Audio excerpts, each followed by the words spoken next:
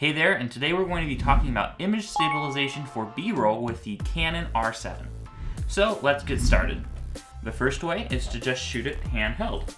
So say we've got a subject here, and we want to do like an orbit type of shot. So we can just shoot it with no image stabilization. Say you don't have a lens that can do that, so we're just shooting with the body stabilization. So here is what that looks like. Okay, so what I just did is shot one clip with the image stabilization of the camera only, and then the next clip with the camera plus the lens.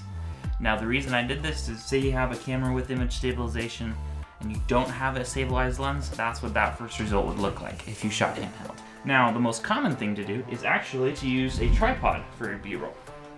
So here I've got Manfrotto tripod with a fluid head on it. So I can loosen this and it's nice and smooth, and I can adjust how smooth it is.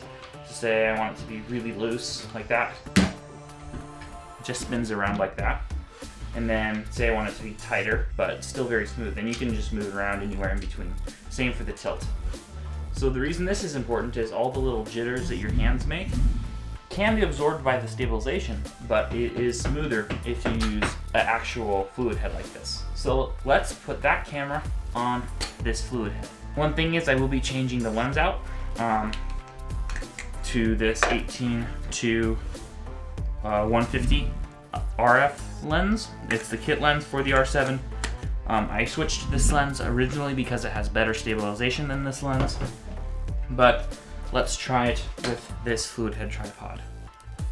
Okay, so I'm going to tighten the rotate down and lock the tilt like this. As you can see, it's really smooth. So I'm just going to line it up how I want it.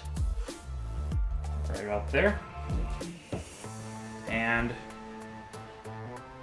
you record. As you can see, much smoother than just the holding it. And you can do things where you pan it and then slow it down to a stop like that. Or you can just go straight across at one fluid motion. Now this does take longer to set up and use, but I think the results are worth it for most cases. The fourth way you can do this is with a slider. So maybe you have a slider and you want to get a different type of shot, because with a fluid head you're kind of just locked into just a pan or a tilt. Unlike if you hold it, you can do like a rotate kind of a thing. So if you got a slider, you could do a slide or like a push in, or maybe you had it mounted on a tripod sideways like this and you wanted to do a diagonal slide. I don't have a slider, so what I will be using instead is a gimbal. If we pop this off here, we can actually, I haven't seen very many people do this, mount the gimbal on the fluid head.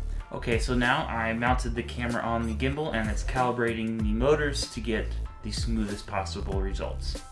So once that's done, I can show you what we can do with this. Now I did make a whole video about the RS-C2 gimbal with the Canon R7, so you can watch that up there if you want to. Okay, so now that we have it mounted on the tripod, we can lock this and see, look at that. It stays completely locked, and then we could loosen this right here and move it down and see how it's nice and flat. So if you don't have a slider, using a gimbal on a tripod, you can get some very similar results. It's like there's a push in right there. It will pan down, but that's what you can do with it. So it's pretty cool. And we can also have it do like a side thing. So it will go up and down because it's on a joint.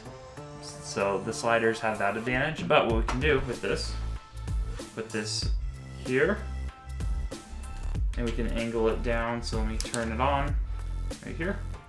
So now we have our spot. We're going to go into a different mode, position, and then we can do like a pull out. So if I position it properly, and then I can smoothly move away from it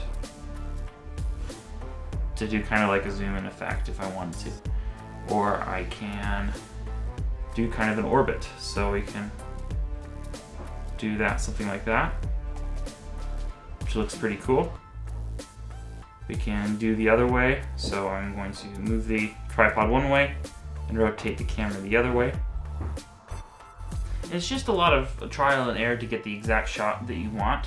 This would be super cool if you mounted all of this on a motorized head on a slider, because then you could have like it moving like flat this way, and then maybe the camera gimbal goes like down and rotates over, stuff, cool stuff like that. I don't have a motorized slider, so I can't try that, but we can do some pretty cool stuff with this. So I can go like over it here. We can move out and zoom up at the same time and maybe reveal something else. Or we can go really flat down, like back here, lock it, and then start from here and come into it like that. You can do a lot of cool stuff with a setup like this. It's pretty cool, gives you some pretty unique results. I don't see a lot of people using a gimbal on a fluid head like this, but that's what this would look like. And you can do some things with motorized focus and whatnot, and you can program custom movements. So anyway, that's what that is. If you enjoyed the video, please consider subscribing and hit that notification bell to see when the next video comes out. Also, if you have any ideas for me to try out, such as this, leave them in the comments below so I can make a video about them. Anyway, thank you for watching.